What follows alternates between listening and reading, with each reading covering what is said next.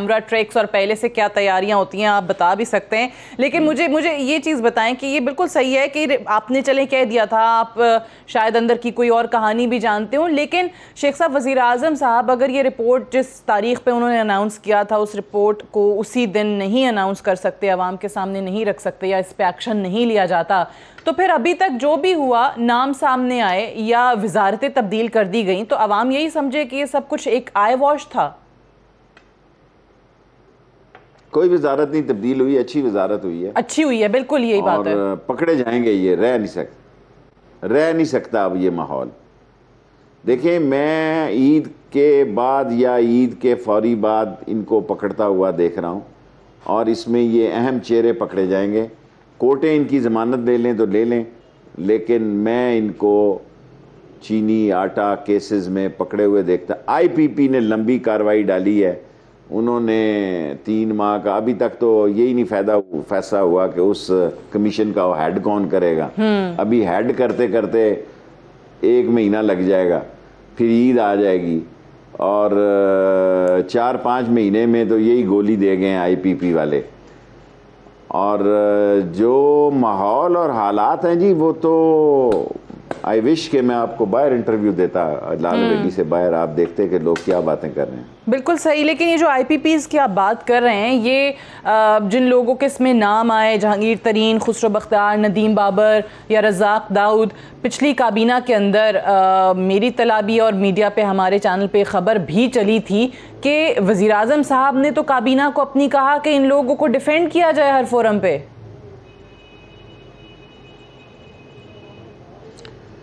देखें, ये उठ के चले गए थे, मैं तो यही देख रहा था, बाकी मैं कुछ कहना नहीं चाहता, मैं झूठ नहीं बोलता ऐसे ही। सो मैं इस खबर पे आपने किसने आपको कही या क्या हुआ कोई तबसरा नहीं करूँगा, लेकिन इमरान खान की सियासत अब यही है कि ये ना छुटें, ये जेलों के पीछे हों। जिसने इस कौम को लूटा है, कोई इमरान खान को शिकस्त नहीं दे सकता इस मुल्क में अगर इन लोगों को जेलों में डाल दे। लोग ये चाहते हैं कि हमारी लूटी हुई दौलत वापस आए। आम आदमी थड़े वाला कहता है मुझे तो तुम रेडी नहीं लगाने देते, और जो तुम्हारे रिश्तेदार लूट के बाहर चले गए हैं और रोज टीवी पे बयान देते हैं, उसका तुमने क्या कर लिया? 5 रुपए वापस लिए हैं आपने। कोरोना भी जो है ना, वो मनी लॉन्डरों को राही दिलाने के लिए आया है।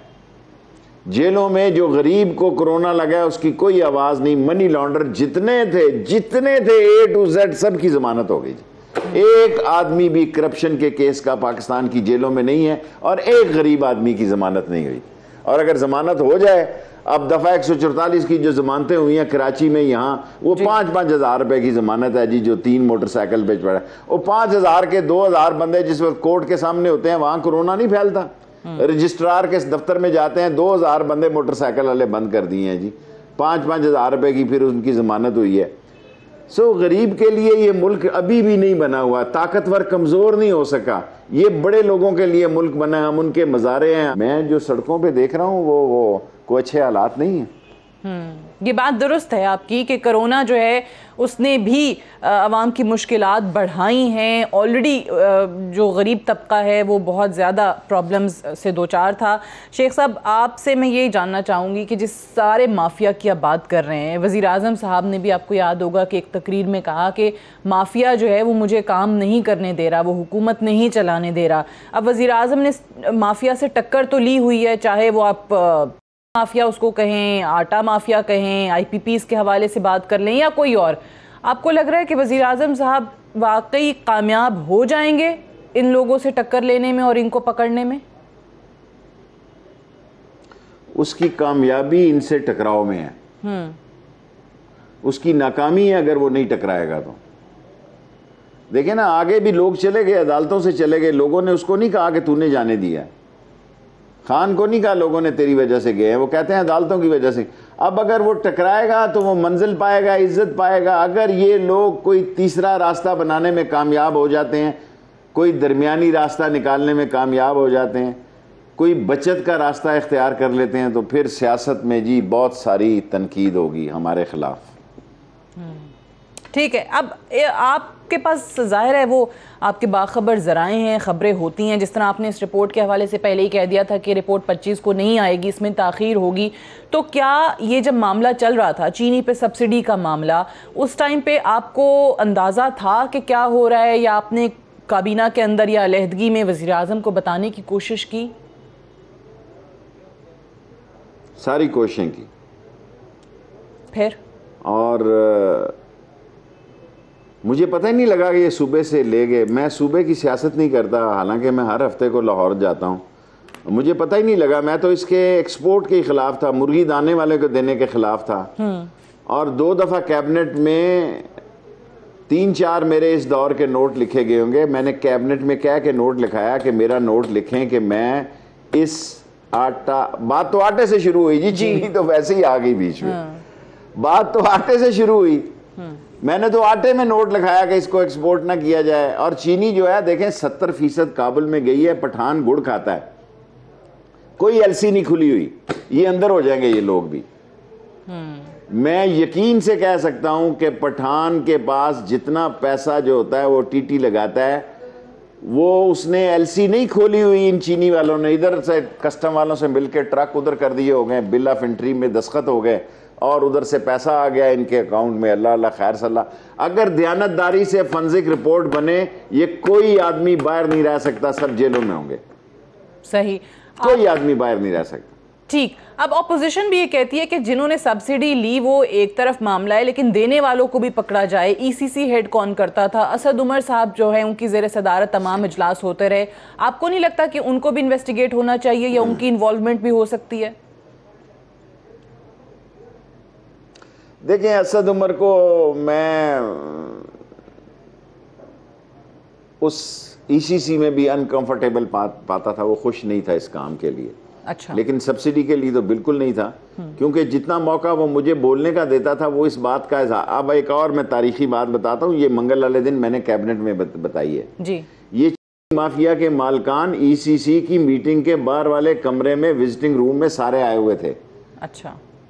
सारे मौजूद थे। ये मैंने कल कैबिनेट में कहा मंगल को प्राइम मिनिस्टर को। इन्होंने कहा जी कि ये आपसे आके मुखातिब होना चाहते हैं, ये आपकी ईसीसी की मीटिंग में बैठना चाहते हैं। मैंने कहा यार इतनी जिल्लत और रसवाई जो है वजीर साहब बर्दाश्त नहीं हो सकती कि चोर और चौकीदार एक जगह पे बैठे। ये मेरे अल्फाज हैं ऑन रिकॉर्ड। वहां पे बड़ा हंगामे की सूरत हाल बनी। मैंने कहा मैं ईसीसी में किसी माफिया को नहीं बैठने दूंगा। सवाल ही पैदा नहीं होता कि मैं बैठने दूं। वो शर्मिंदा हो गया और फिर बाहर गया, उनको जाके उसने माजरत कर ली। ये देखें, ये सारे, कोई पाकिस्तान की हुकूमत ऐसी नहीं जिसकी वजारतों में 2-3 शुगर मिल आनर ना हो। मैं चैलेंज करता हूं, मुझे बताएं, हर मिनिस्ट्रियों में, हर हुकूमतों में, और ये शुगर मिलें हैं ही सियासतदानों की हैं। तो वजीर आज़म इमरान खान जैसी शख्सियत के लिए ये लोग नागुज़ीर क्यों हो गए? ये आप उससे पूछें। ठीक है। अच्छा, अभी मेरे से सवाल शेख रशीद का पूछ। सही है। ये जो बहरान चल रहा है, इसमें अब DGFIA को वाजिद ज़िया को ख़त भी लिखा है शाहिद खाकान अब्बासी ने कि उनको और खुर्रम दस्तगीर को शामिल किया जाए। उन्होंने ऑफ़र की है इस सारे मामले के अंदर, और वो बताएंगे कि कहाँ पे इस मामले में करप्शन हुई है और किसने की है। मैं सोचता हूं कि IPP में लोगों को शामिल किया जाए जो इन्होंने ठेके IPP के दिए। 56,000 अरब का फ्रॉड किया इस कौम के साथ। 56,000 अरब का कोई फ्रॉड वैसे नहीं हो सकता, कोई फ्रॉड वैसे नहीं हो सकता। और आप इमरान खान को क्रेडिट दें कि उसने ये रिपोर्टें अपने दौर में तैयार करवाई हैं। इमरान खान ने शुगर की रिपोर्ट तैयार की है, IPP की है। इनको तौफीक क्यों नहीं हुई ये सारा काम करने की? क्योंकि खुद उसमें सलमान शहबाज है। दोनों, शुगर में भी सलमान शहबाज है और IPP में भी सलमान शहबाज है। इस मुल्क के सारे 2 नंबर के लोग सफाया हो सकते हैं, झाड़ू फिर सकता है, अगर IPP और माफिया एक साथ सही तरह डील हो जाए इस साल के अंदर अंदर। शेख साहब, ये बात तो दुरुस्त है। इस पे तो वज़ीर आज़म इमरान खान को 100% क्रेडिट जाता है कि उनके दौर में ये तहकीकात हुई और उनके अपने लोगों के नाम आने के बावजूद भी उन्होंने उस रिपोर्ट को पब्लिक करने का हुक्म दिया। ये बात अवाम भी वज़ीर आज़म को क्रेडिट इस चीज़ का देगी। लेकिन अवाम को जो परेशान करती है बात वो ये कि जिस साहब का नाम आता है खुसरो बख्तियार, अगर उसको एक छोटी वजारत से एक बहुत बड़ी वजारत और बेहतर वजारत दे दी जाए तो फिर अवाम जो है वो खामोश होकर बैठ जाती है कि शायद इन लोगों को सजाएं नहीं होनी। मुझे तो यकीन है कि इमरान खान के दौर में ये लोग पकड़े जाएंगे और इनकी पकड़ ज़्यादा दूर नहीं है। ठीक है, आपको लगता है? वरना आवाम हमें नहीं छोड़ेगी जी। ठीक है, आपको